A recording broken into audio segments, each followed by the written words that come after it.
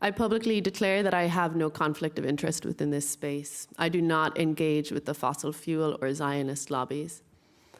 So today we stand at the intersection of multiple crises that demand our urgent attention and action. For over 20 months, Israel has waged a genocidal war against Palestinians in Gaza, and UN experts have termed this not only genocide, but herbicide, scholasticide, medicide, cultural genocide, and more recently, ecocide.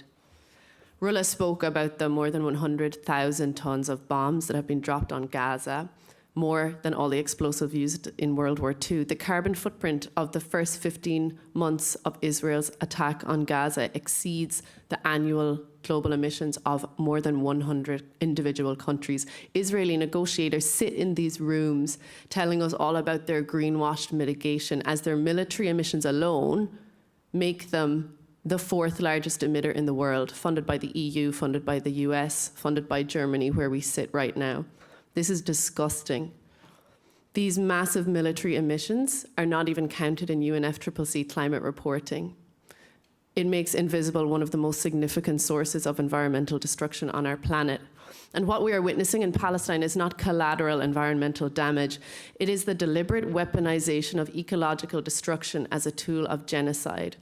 Heavy metals from rockets, unexploded munitions, and depleted uranium have contaminated Palestinian topsoil and groundwater and will create long-term impacts that will poison the land for generations. By April 2025, over 80% of Gaza's total cropland area had been damaged. Israel's use of white phosphorus bombs, prohibited under international law, will have social, health, and environmental consequences that extend far beyond the immediate violence. And I ask you, would people who are truly indigenous to a land do this to their land? And I think we all know the answer to that. But the environmental warfare began long before October 2023. Since 1967, Israel has systematically destroyed over 800,000 Palestinian olive trees. And these represent Palestinian rootedness and resilience. And some of these trees, which are over 5,000 years old, are more than agriculture. They are the foundation of Palestinian culture and identity and survival. Almost half of all the cultivated land in the West Bank and Gaza is planted with approximately 10 million olive trees, supporting between 80,000 and 100,000 Palestinian families. And when Israeli forces and settlers burn these groves or uproot these trees, they are not just trying to destroy agriculture, they are trying to sever the spiritual, cultural, and economic lifelines that bind Palestinians to their land. Rula also spoke about water as a weapon of apartheid. And in Gaza, water apartheid has reached catastrophic proportions. By April 2023, let's take note of the date, April 2023. 96% of household water in Gaza was considered undrinkable due to Israeli-imposed restrictions, contamination, and manufactured overcrowding that forces rapid aquifer depletion.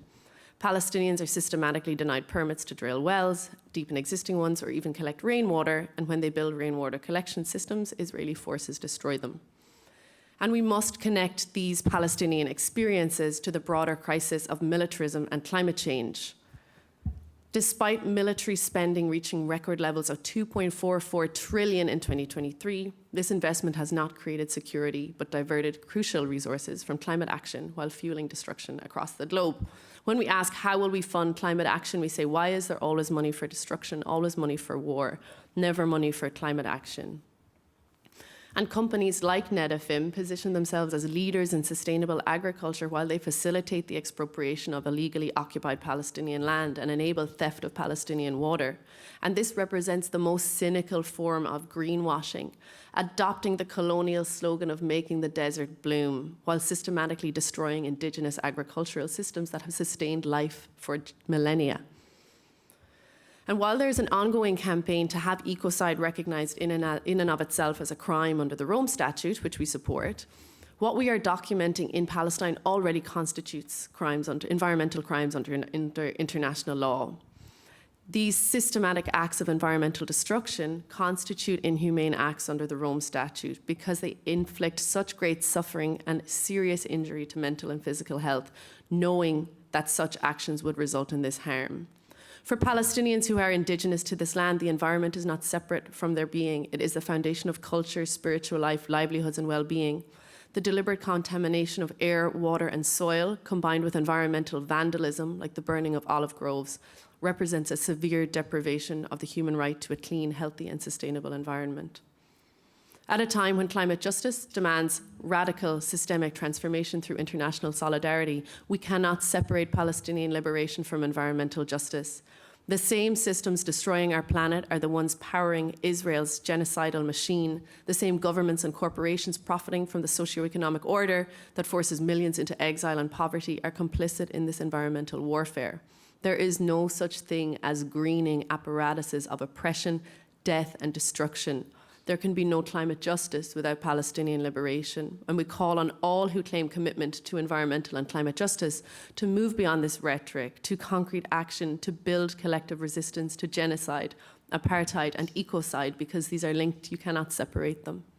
The Palestinian people, despite enduring the most extreme and brutal conditions of starvation, genocide, ecocide, ethnic cleansing, and torture, remain committed to the struggle for self-determination, ending occupation and apartheid, and the return of refugees to their homes and lands. We count on global solidarity to support this struggle, not just with words, but with material pressure to stop Israel's war machine and dismantle its illegal regime. Our liberation is bound together. Our planet's future depends on our courage to act, and the time for climate justice through Palestinian liberation is now.